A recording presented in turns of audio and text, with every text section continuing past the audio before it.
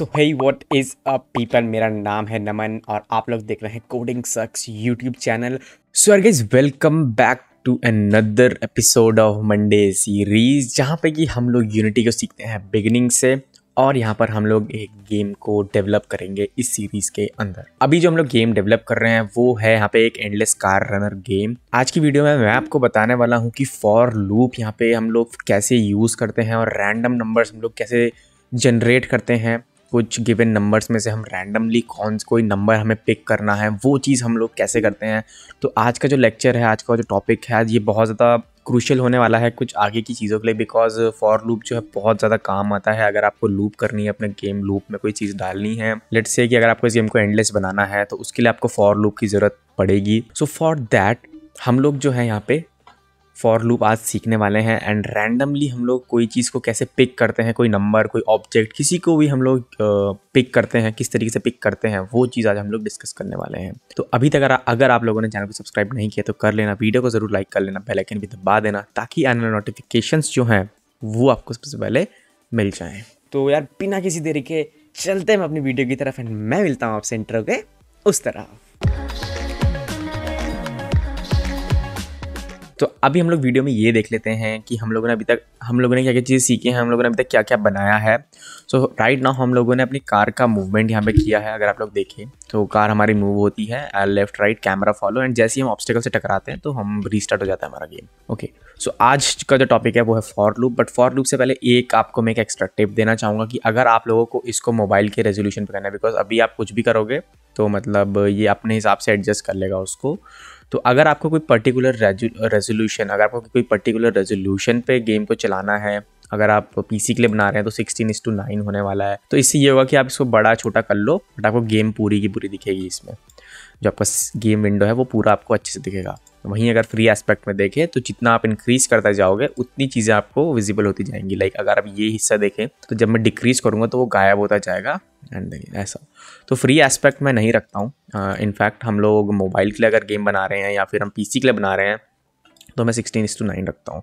But for now मैं यहाँ पे जो है एक रेजोल्यूशन लेने वाला हूँ मैं, और इसको मैं नाम देने वाला हूँ मोबाइल। एंड फिक्स रेजोल्यूशन में मैं लिख दूंगा यहाँ पे 1080x1920।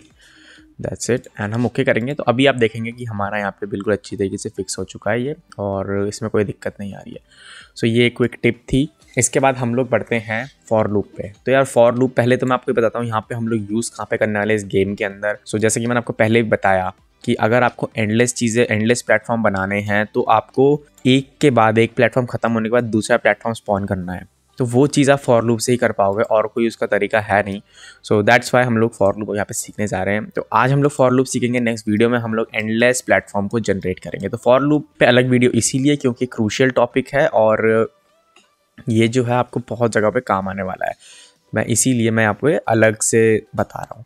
So let's just get started and एक मैं स्क्रिप्ट यहाँ पे बना लेता हूँ और इसका नाम मैं देता हूँ प्लेटफॉर्म जनरेटर। मैंने इस स्क्रिप्ट का नाम प्लेटफॉर्म जनरेटर इसलिए दे रहा हूँ बिकॉज मैं इसी स्क्रिप्ट को यूज़ करने वाला हूँ प्लेटफॉर्म जनरेशन के लिए। सो फॉर दैट मैं यहाँ पे एक एम्प्टी ऑब्जेक्ट क्रिएट करूँगा एज वी नो, और इसका नाम मैं लिखूँगा प्लेटफॉर्म जनरेटर।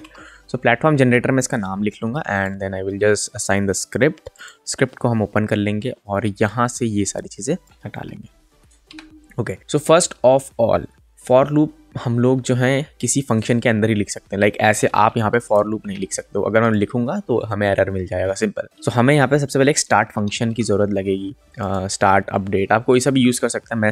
मैं आपको कुछ चीज़ें समझा रहा हूँ तो आप उसके लिए मैं स्टार्ट फंक्शन का यूज़ कर रहा हूँ। So let's see how for loop works. तो अगर मैं यहाँ पे फॉर टाइप करता हूँ and if I go here and just click enter तो आपको यहाँ पे फॉर लूप का स्ट्रक्चर दिख जाएगा। ओके, सो अगर हम लोग फॉर लूप के स्ट्रक्चर की बात करें तो फॉर लूप स्टार्ट होता है फॉर से। इसके बाद हमारे यहाँ पे ब्रैकेट खुलता है, इसके अंदर आता है इंट। यहाँ पे आपका डेटा टाइप होता है, यहाँ पे जनरली इंट ही आता है और कोई हम लेते नहीं है यहाँ पे। सो इसमें ये होता है कि इंट का हम लोगों ने वेरिएबल का नाम दिया, लोकल वेरिएबल, उसकी वैल्यू हम लोगों ने असाइन करी। यही सेम चीज़ हम लोगों ने एक लाइन में लिखी है हम लोगों ने, बट हम लोग इसको सेपरेट लाइंस पे भी लिख सकते हैं। सो इंट आई, तो आई जो होता है कि आई हमारा होता है स्टार्टिंग वैल्यू, जो यहाँ पे हम लोग लिखते हैं सबसे टॉप पे, उसे हम लोग स्टार्टिंग वैल्यू कहते हैं कि लूप स्टार्ट कौन से नंबर से होगा। आई स्मॉलर देन लेंथ, यहाँ पे इसका मतलब ये है कि लेंथ का मतलब ये है कि लूप का लूप ख़त्म कब होगा या फिर लूप कब तक चलता रहेगा, कौन से नंबर तक चलता रहेगा, और आई प्लस प्लस मतलब हर लूप एक बार लूप ख़त्म होने के बाद जो है आई की वैल्यू प्लस हो जाएगी। तो अगर मान लो आई की वैल्यू स्टार्टिंग में 0 है तो, और यहाँ पे लेंथ मान लो मैंने लेंथ की जगह 3 डाल दिया, तो ये जो लूप है ये 3 बार चलेगा। और ये चलेगा कैसे वो मैं आपको एक बार एक्सप्लेन करता हूँ। सबसे पहले क्या होगा, आई 0 होगा, उसके बाद ये चेक करेगा कि अगर कि आई इससे बड़ा है, मतलब आई 3 से छोटा है, अगर 3 से छोटा है तो वो इस पे जाएगा, 3 से छोटा है एंड उसके बाद वो आई को एक बार इंक्रीज कर देगा, और यहाँ पे जो हम कोड लिखेंगे वो उस हिसाब से रन करेगा जो हमारी आई की वैल्यू होगी। सो मैं जो हूँ यार, मैं इन सबको वापस से ऊपर ले लेता हूँ बिकॉज मेरे को ये देखने की आदत नहीं है एक्चुअली, तो मुझे यही देखने की आदत है। सो दैट्स वाई मैं इसको ऊपर ले लेता हूँ। तो अब हम लोग देखते हैं कि फॉर लूप वर्क कैसे करेगा। तो आई की वैल्यू मैंने यहाँ पे आई को 3 लिख दिया है, तो मतलब 3 से छोटा ही होगा, मतलब ये लूप 3 बार रन करेगा। सो हम लोग सिंपल एक काम करते हैं, हम लोग करते हैं debug.log और हम लोग यहाँ लिख देते हैं आई। ठीक है, हम लोग आई को करते हैं और अब हम लोग क्या करेंगे, हम लोग जाते हैं यूनिटी के अंदर। अब आप कंसोल पे देखेंगे तो हमारा जो आउटपुट आना चाहिए वो मैं आपको बताता हूँ, वो होना चाहिए 0, after that 1 and after that 2। तो ये हमारा आउटपुट होना चाहिए। सो इफ़ आई प्ले, सो आप लोग देखेंगे 0, ओके, वो बार बार एक्चुअली हो रहा है। तो मैं एक काम करता हूँ, पहले मैं कार की जो स्पीड है या फिर मूवमेंट का स्क्रिप्ट है मैं उसे बंद करता हूँ एंड लेट्स सी नाउ। सो अगर हम लोग देखें 0, 1 एंड 2, तो जैसे कि मैंने आपको बोला कि 0, 1, 2 हमारा आउटपुट आएगा, तो वही हमारा आउटपुट आया। अब यही चीज़ अगर मैं 3 से 6 कर देता हूँ तो अभी आउटपुट आना चाहिए 0, 1, 2, 3, 4, 5। अब आप सोच रहे होंगे 6 क्यों नहीं, क्योंकि यह 6 से छोटे तक की होनी चाहिए आई की वैल्यू हमेशा। यहाँ पे स्मॉलर देन लिखा है, यही चीज़ अगर मैं अगर इक्वल कर दूँ, मतलब स्मॉलर देन इक्वल टू और या फिर हम लोग स्मॉलर देन इक्वल टू कर दें, सो अभी जो है 0 से लेके 6 तक पूरा वैल्यू आएगा। सो आप लोग देखेंगे 0, 1, 2, 3, 4, 5, 6 एंड वही जैसे कि मैंने बताया, अगर मैं इक्वल टू को हटा देता हूँ so the output will be 0, 1, 2, 3, 4, 5। Clear करते हैं, दोबारा से प्ले करते हैं। सो आप लोग देखेंगे 5 तक हमारा वैल्यू है। तो इस तरीके से जो है फॉर लूप काम करता है। So this is how for loop is working.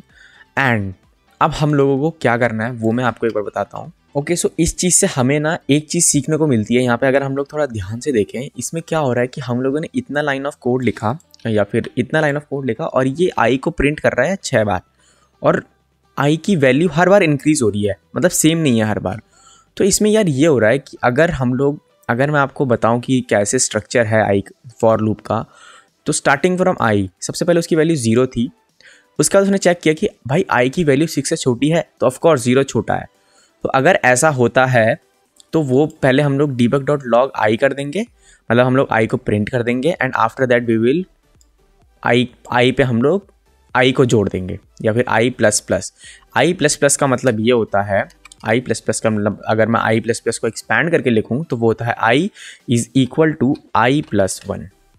So this is I plus plus, इसको हम लोग शॉर्ट फॉर्म में लिखते हैं आई प्लस प्लस। तो इसका मतलब यार ये है कि हमने क्या किया, मैं आपको फिर से एक बार बताता हूँ।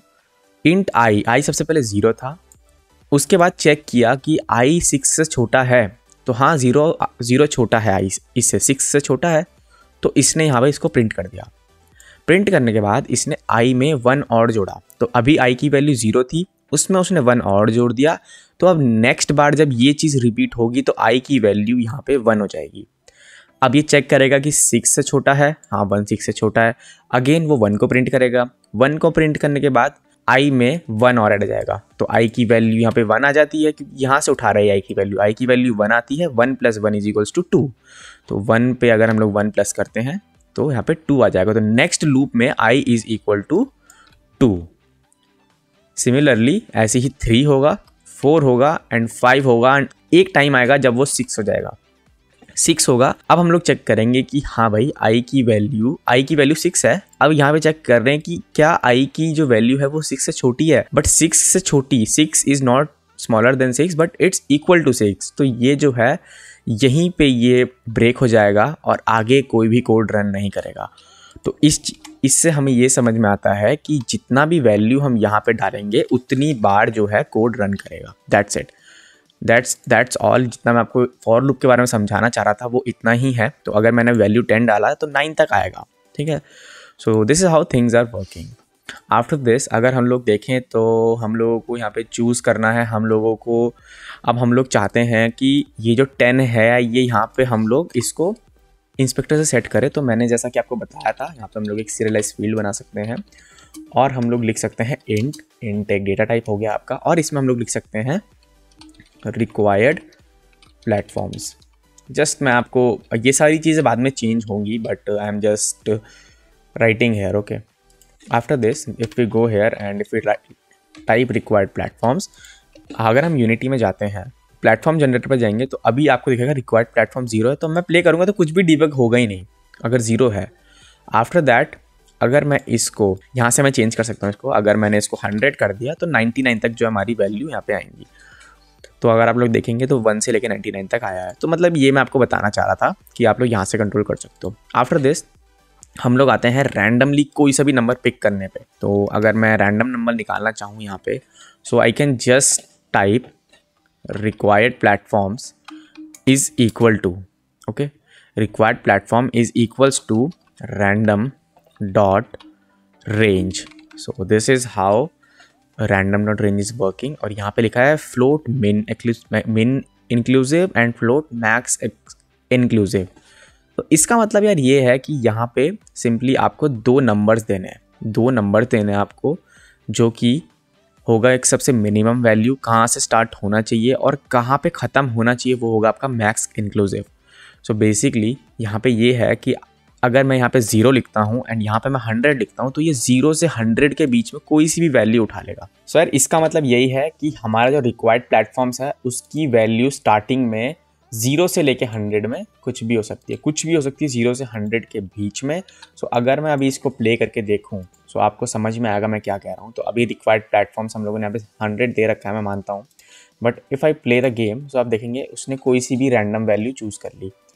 सो अगर प्लेटफॉर्म जनरेटर पे प्ले करें तो आप लोग देखेंगे हर बार जब भी मैं प्ले करूँगा वो एक रैंडम नंबर यहाँ पे चूज़ करेगा। 0 से 100 के बीच में ही होगा वो, ऑफ कोर्स, ठीक है। तो अब हम लोग इस रैंडम नंबर को कैसे यूज़ कर सकते हैं अपने फॉर लूप के अंदर। तो मैंने फॉर लूप हटा दिया था बट मैं उसको फिर से लिख लेता हूँ और इसको मैं लिख लूँगा required platforms. So this is the end जो कि हमें मैक्स रखना है और यहाँ पे हमें डीबग करना है, डीबग डॉट लॉग, और यहाँ पे हम लोग आई को डीबग करेंगे, ठीक है। सो लेट्स सी अगर हम इसको कैसे यूज़ करेंगे। अब हम लोगों ने रैंडमली हम लोग हर गेम जब भी गेम स्टार्ट हो रहा है तो हम कोई से भी रैंडम नंबर ले रहे हैं 0 से 100 के बीच में। और अब आपको यहाँ पे दिखेगा कि मैं क्या कह रहा हूँ। तो अगर मान लो अभी वैल्यू आई 17 तो इसने 17 तक ही मतलब उन सब चीज़ों को प्रिंट किया। अगेन अगर मैं रीस्टार्ट करता हूँ तो 75 आया तो यहाँ 74 तक प्रिंट हुआ है। सो ये जो है आपका फॉर लूप एंड रैंडम हो चुका है।